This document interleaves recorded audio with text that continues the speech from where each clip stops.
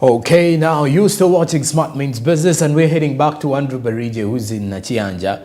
That is the Anglican side of the Namugongo, side of the Martrys celebrations. It's kind of the same because when you think of it, the distance is walkable and not far away. Because if you're coming from the side of Mukono, Jinja, you first get to Nachianja. Then if you're coming from the ends of, from the side of Chaliwajala, you first reach Namugongo. So, well, Andrew Barije is definitely taking us through what expectations are there for the Martrys Day celebrations this time around, and how much has been invested really, and then also what is the mood like, what is the business environment in there, and what else do the Anglican side of Namugongo look at in regards to not only the religious perspective but the tourism in the same situation. Andrew. Yes, we'll be back from that, and of course we are here at the Anglican site here at Namugongo. Of course, Mother's Day preparations, and right now, like I told you, I'm going to be joined with the Reverend, and he's already here. He's none other than Reverend Bossa Kimanje, Eso Kimanje, and of course we're going to be having further discussions in regards to Mother's Day and trying to relate it to business, and also how the church can actually use such an opportunity to encourage business and as a way to fight poverty that is in the country, Uganda. Yes, Reverend, a very good morning. Morning. You're live on Smart 24 TV. Morning. You can say hello to the viewers. Praise the Lord, viewers. I'm very delighted to be hosted by Smart TV for the first time. I'm happy to be here. Okay. Thank you. All right. Now, this is quite a very interesting day, and we see quite lots of activities, coming in, happening. We are coming, and we saw so many people organizing. So I want to know, as a church, how are we using this day as a way to encourage business and fight poverty amongst Ugandans? Yeah, thank you. No businesses are attracted by masses of people. As we have beautified this place, we are going to have so many events, not only matters, because like we are organizing the provincial convention to take a place here. It is going to attract so many people all over Uganda and outside Uganda.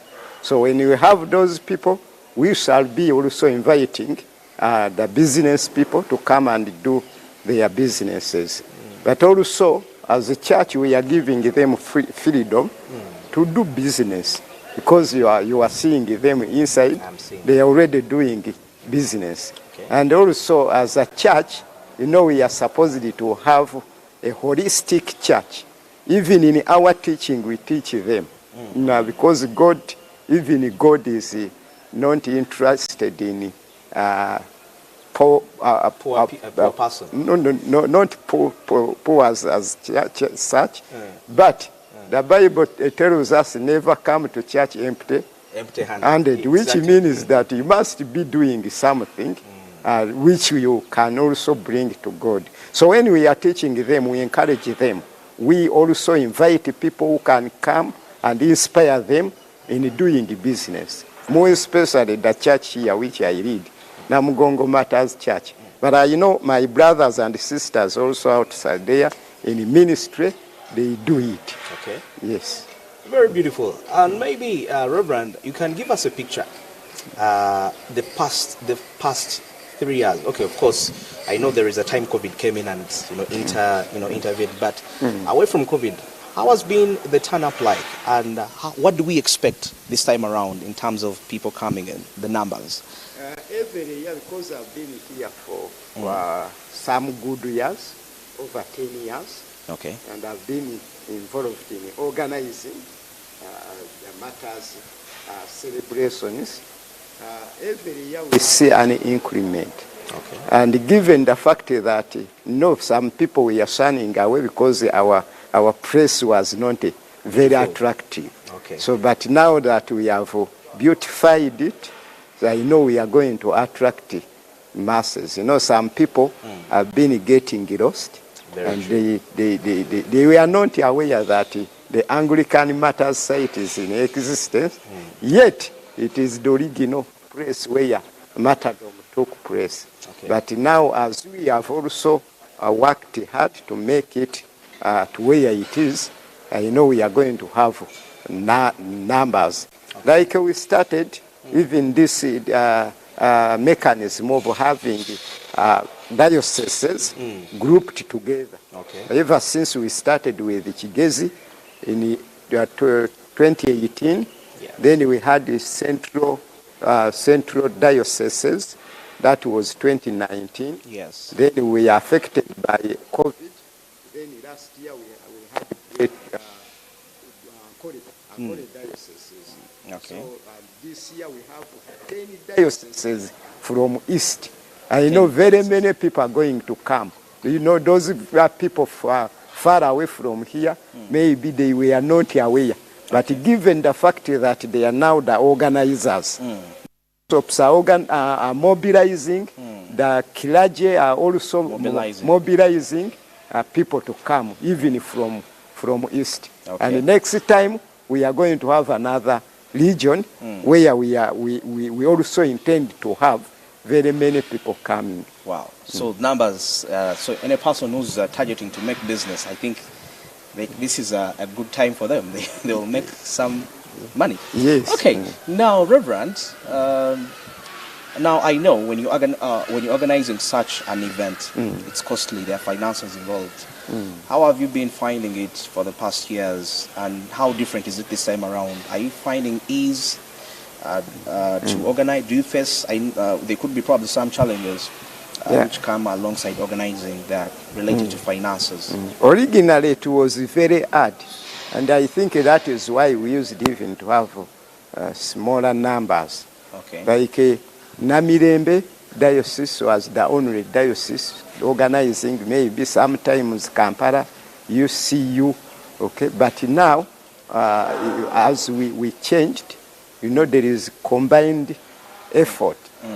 The big region coming together to organize. So it is not very easy, but they are trying. They are doing it better than we used to do when we are doing that alone. And as Namirembe Diocese, as UCU, as Kampala Diocese. Okay. So, do you feel any government support involved in terms of financing to help you to, I saw the president pledged 2 billion shillings to... In fact, we are very appreciative of our government. The press, it is where it is because of the government. The money, donations. This project has been done within 2 years only, because it started in June 2020. 2020. Yes, during the lockdown. So that is when it was launched. And it had been anticipated to be done in 1 year. Okay. But because of the press was not easy to work on, so it has taken 2 years.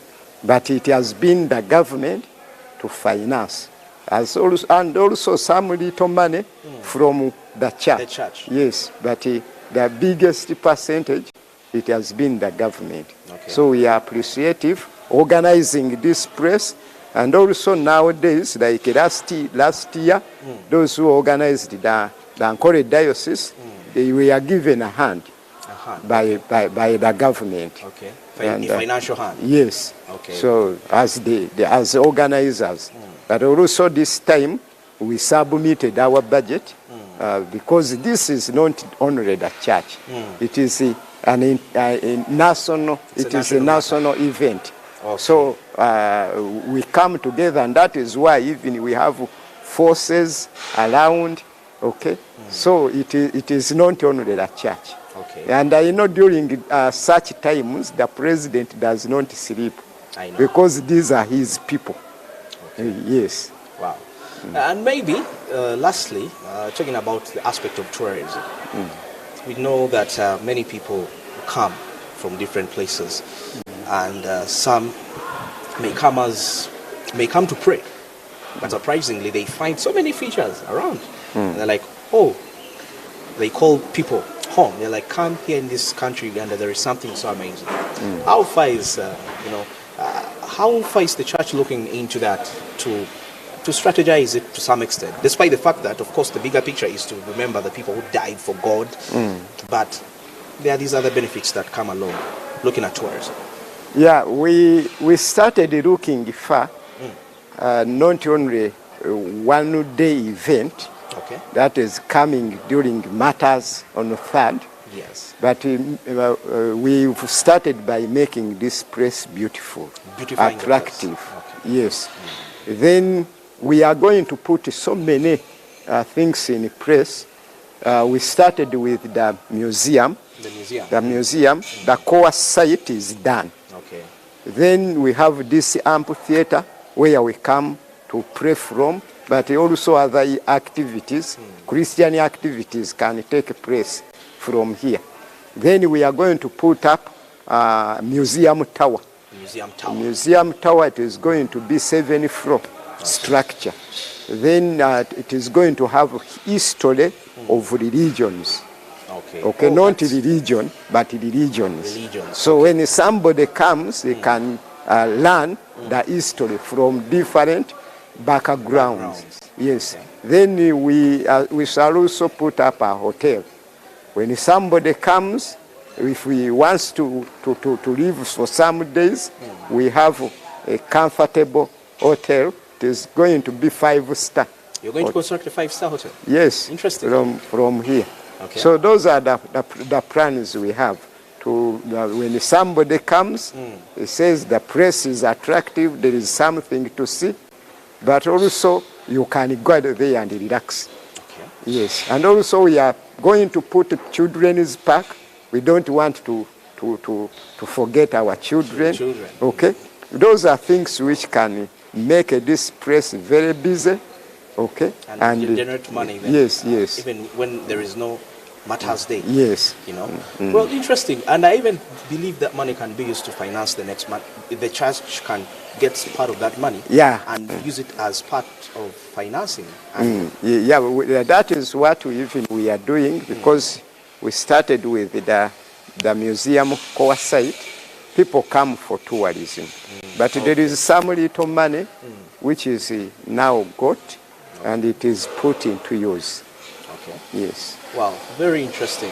Of course, we are dissecting the Martyrs Day and the business potential that is allocated along.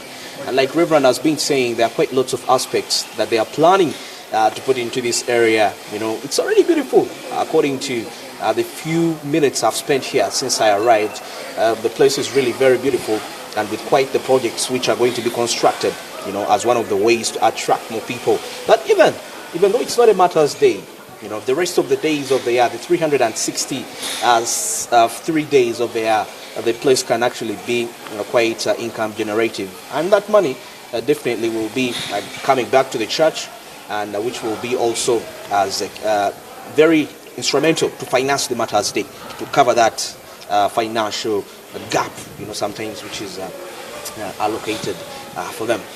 Maybe, Reverend, as we wind up this, your last remarks for any people, for the people of God, as regards to the Martyrs Day 2023. I'm just mobilizing them to turn up for this Martyrs Day. And our main aim of coming here is to meet with God. We don't come to drink, as some people say, to eat that meat, but we come to meet God. So please come and meet with God. And we are not coming to worship the martyrs. We don't worship the dead, but to remember what they did. Because what they did is spread Christianity. Okay. And maybe, Reverend, before I wind up, just one more. What plans do you have for skilling people within the diocese when it comes to skilling programs? Like this time, it has been delayed. We have an exhibition which is going to take place. It has just been delayed because of finances. But also, as I've told you, we have those programs, like in my diocese, we have different departments. So people are skilled from their departments. For example, we have Mothers Union. It looks at the women who are married in church.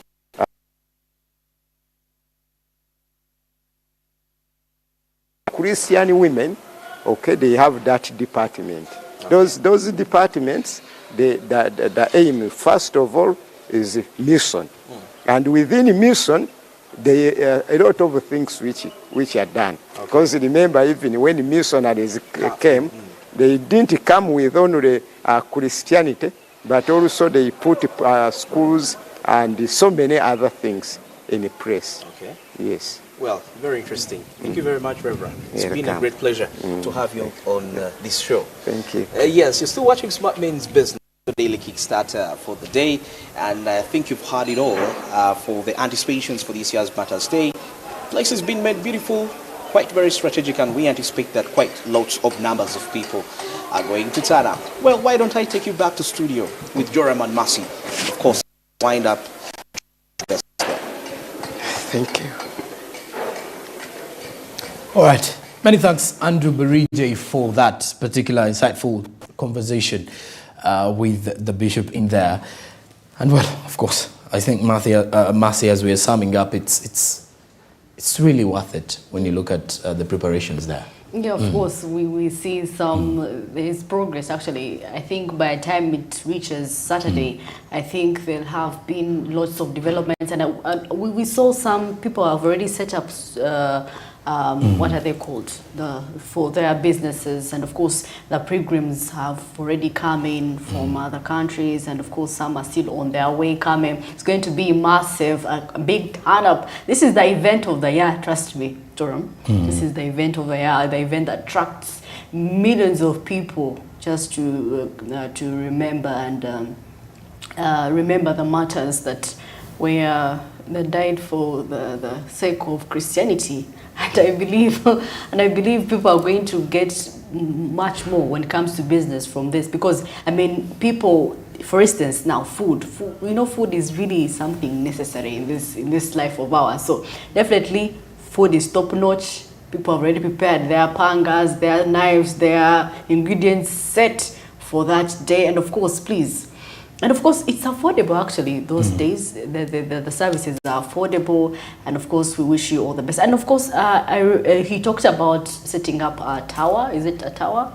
Yeah, which will have 7 stalls. I mean, we are hoping for such development so that we have tourists coming in, and it's quite interesting because we have something of our own. People come from different parts of Africa, parts of the world, to come and see the martyrs in Uganda.